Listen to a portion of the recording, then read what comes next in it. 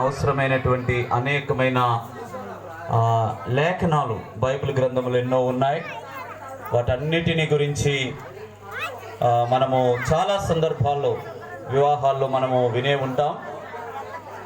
క్లుప్తంగా 3 మాటలు ఆలోచన చేసి ముగించుకుందాం. మొదటిగా ఆది కాండంలో చదువుకున్న వాక్య భాగమును ఒకసారి చదువుదాం. చూడండి, ఆది కాండము 2వ అధ్యాయం 18వ వచనం మాత్రం చదువుకుందాం. మరియు దేవుడైన యెహోవా నరుడు ఒంటరిగా నుండుట మంచిది కాదు, వానికి సాటి అయిన సహాయము చేయుదును అనుకున్నాడు. ప్రియులారా వినండి, కుటుంబ జీవితంలో భార్యాభర్తలు అనేటువంటి వారు ఎవరు అనంటే, భార్య భర్తకు చాటి అయిన సహాయం. ఈ సహాయకరంగా ఉండేటువంటి ఈమె ఎంతకాలం ఉంటుంది? మనకు సహాయం చేసేవాళ్ళు చాలామంది ఉంటారు. వాళ్ళందరినీ మనము ఎదుర్కొంటాం, కొందరిని మర్చిపోతాం, మరికొందరిని జ్ఞాపకం ఉంచుకుంటాం.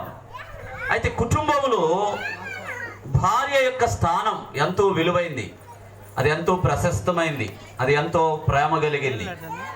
ఆమె సాటి అయిన సహాయం అంటే ఈ లోకంలో ఎవరు సహాయం చేసినా కొంతకాలమే, కానీ భార్య చేసే ఆమెకు పెట్టబడిన ఆ పేరుకు తగిన జీవితం ఎలాంటిది అని అంటే ఆమె మరణ పర్యంతము కూడా ఉంటుంది.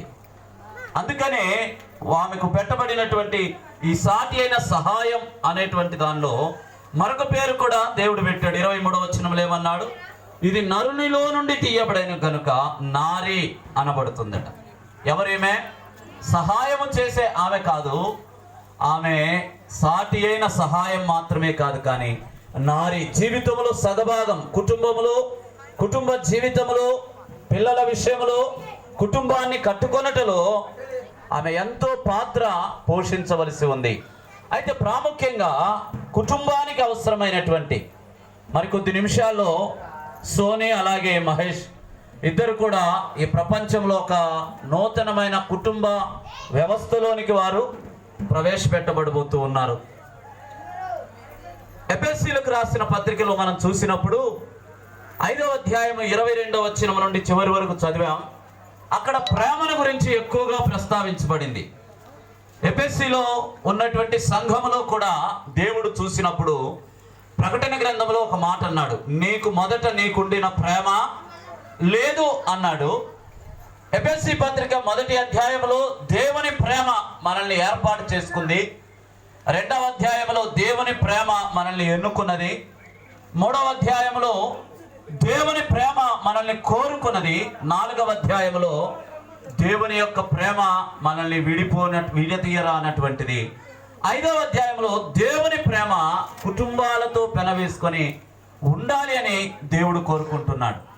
6వ అధ్యాయంలో పిల్లల పట్ల తల్లిదండ్రుల ప్రేమను గురించి చాలా విపులంగా ఆయన చెప్పాడు.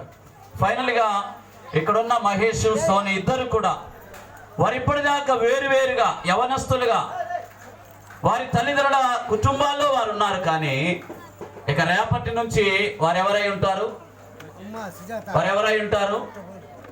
ఈ క్షణం వరకు కూడా వారిని యవనస్తులు అంటాం, అబ్బాయి అమ్మాయి అంటాం. కానీ ఈ వివాహము జరిగిపోయిన తర్వాత వారిని ఏమని పిలుస్తాం? భార్య భర్త అంటాం. ఇప్పుడు వారు వేరువేరుగా ఉన్నారు, కానీ మరికొద్ది క్షణాల్లో మరికొద్ది నిమిషాల్లో వారు భార్యాభర్తలుగా చేయబడబోతూ ఉన్నారు. ఈ భార్యాభర్తల మధ్య ఎప్పుడూ కూడా ఎన్నడూ కూడా ఉండరానటువంటివి కొన్ని ఉన్నాయి. అవి ఏంటి అని అంటే, ఎన్నడూ వారి కుటుంబ జీవితంలో వారి మధ్య దాపరికాలు ఉండకూడదు. వింటున్నారు కదా? ఆకలి అవుతుందా? మాకు కూడా అవుతుంది. నేను ఉదయం టిఫిన్ కూడా చేసిరా, తెలుసా మీకు? ఈ జమ్ములోళ్ళు పెళ్లిళ్ళు పెట్టుకుంటే అసలు తినడానికి కూడా ఉండట్లేదు. వారి కుటుంబ జీవితంలో వారికి ఉండవలసింది మొట్టమొదటిది ఒకరి పట్ల ఒకరికి ఏముండాలి? నమ్మకం ఉండాలి. ప్రేమకు గ్యాప్ అనేది రాకుండా ఉండాలి. ఆ నమ్మకాన్ని వారు ఎన్నడూ కూడా విడిచిపెట్టకూడదు. ఎన్నడూ కూడా ఆ ప్రేమ విషయంలో వారు అనుమానం అనే దానికి అవకాశం ఇవ్వకూడదు. ఏ భార్యాభర్తల మధ్య అయినా, అమ్మ వినండి, భార్యాభర్తల మధ్య అనుమానానికి స్థానం ఇచ్చారనుకోండి, మీ కుటుంబ జీవితాలు ఎలా ఉంటున్నాయో, అనుమానపడే భార్యలైనా అనుమానపడే భర్తలున్నా ఎలా ఉంటుందో మీకే తెలుసు. కాబట్టి వీరి కుటుంబం అలా ఉండకుండా దేవుని ప్రేమలో వారు ముందుకు కొనసాగాలని కోరుతున్నాను. ఆఖరి మాట, ప్రభు అయిన యేసుక్రీస్తు వారు మనల్ని ఆయన ఎంతగా ప్రేమించాడో, మన కోసం ఆయన ఏమి పని చేశాడు, ఏమి కార్యము చేశాడో వీరి కుటుంబ జీవితంలో కూడా మీరు ప్రభు అయిన యేసుక్రీస్తునందు విశ్వాసం ఉంచాలి. ఎందుకు అనంటే ఆయన మనల్ని ప్రేమించాడు కాబట్టి ప్రాణాన్ని పణంగా పెట్టాడు. ప్రేమించాడు కాబట్టి మనకు రక్షణ అనుగ్రహించాడు. అదే మొదటి